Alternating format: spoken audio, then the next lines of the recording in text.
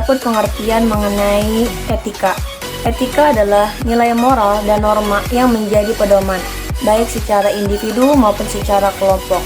Etika berarti mengenai baik buruknya manusia. Menurut Prof. Robert Salmon, etika adalah suatu kepribadian atau karakter yang mengenai tentang suatu hukum sosial, mengenai tentang mengendalikan, mengatur, dan membahas terkait perilaku individu. Pengertian ini juga disebut sebagai nilai sistem kehidupan manusia dalam perorangan maupun secara. Baik, di sini saya akan menjelaskan ciri-ciri atau karakteristik dari etika. Dan ciri-ciri dari etika terbagi menjadi 4. Yang pertama, etika bersifat mutlak ataupun absolut. Etika mempunyai sifat mutlak atau absolut seperti sebuah etika berlaku untuk siapa saja, di mana saja, dan kapan saja. Yang kedua, etika berhubungan dengan cara pandang batin manusia. Etika yakni cara perspektif batin yang berhubungan dengan baik dan buruknya suatu perbuatan yang dilakukan oleh manusia ataupun individu. Etika sendiri terbagi menjadi beberapa macam.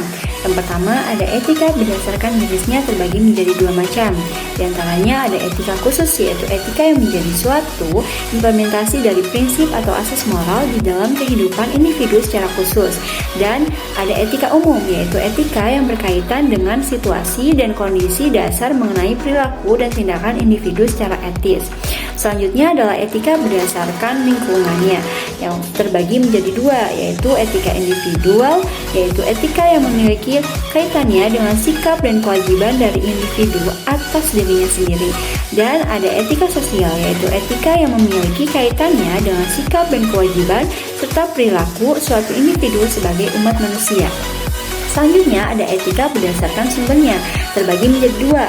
Ada etika teologis, yaitu etika yang berhubungan dengan agama, juga kepercayaan suatu individu tanpa adanya batasan suatu agama tertentu. Ada 2 hal nih yang perlu ditekankan dalam etika ini, yaitu etika teologis tidak dibatasi oleh satu agama saja, dan etika ini merupakan lingkupan dari etika umum yang sebagian besar individunya telah menerapkan dan juga mengetahuinya. Dan yang terakhir adalah etika filosofi, yaitu etika yang lahir dari kegiatan berpikir atau berfilsafat yang dilakukan oleh individu dan termasuk dalam bagian dari filosofis. Baik, di sini saya akan menjelaskan satu materi yang berjudul fungsi etika. Fungsi etika itu ada 7. Yang pertama, sebagai tempat untuk mendapatkan pandangan atau perspektif krisis yang berhadapan langsung dengan berbagai suatu moral yang membingungkan. Yang kedua yaitu guna pandang atau orientasi etis. Ini perlu adanya mengambil suatu sikap yang wajar dalam situasi dan kondisi masyarakat yang majemuk. Yang ketiga yaitu guna memperlihatkan sesuatu keterampilan berpikir jernih, yaitu suatu kebolehan untuk berargumentasi secara krisis dan rasional. Yang keempat yaitu ada berfungsi sebagai pembeda mana yang boleh dan mana yang tidak diperbolehkan, dan yang boleh diubah dan tidak boleh diubah. Yang kelima yaitu ada berfungsi menyelidiki suatu konflik permasalahan hingga sampai ke akar-akarnya. Yang keenam yaitu berfungsi untuk membantu sebuah konsistensi. Dan yang ketujuh yaitu berfungsi untuk menyelesaikan konflik, baik konflik moralitas. Manfaat etika. Etika bermanfaat sebagai penghubung antar nilai. Etika bisa dikatakan sebagai jembatan antar nilai satu dengan nilai yang lainnya. Yang kedua, etika bermanfaat sebagai pembeda antara yang baik dan buruk. Etika ini yang telah melekat pada diri individu, lambat laun akan membuat individu tersebut mengetahui dan memahami secara penuh terhadap hal atau sesuatu yang ada di sekitarnya. Yang ketiga, etika bermanfaat untuk menjadikan individu memiliki sikap kritis.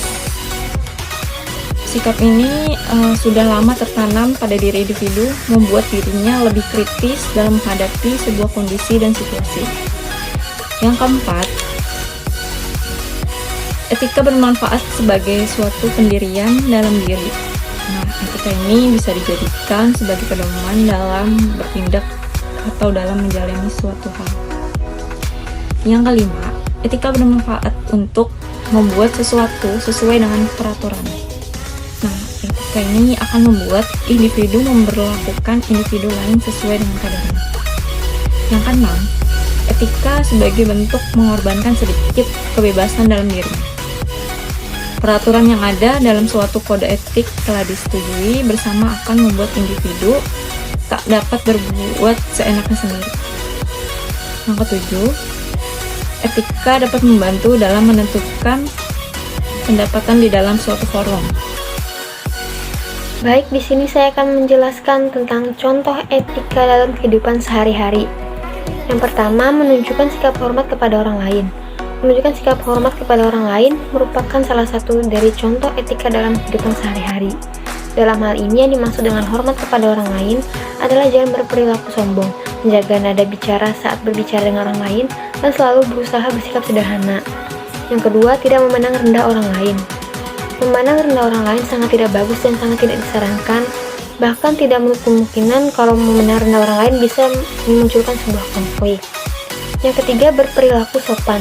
Berperilaku sopan adalah salah satu contoh perilaku etika dalam kehidupan sehari-hari yang bisa dilakukan di rumah, kantor, atau sekolah.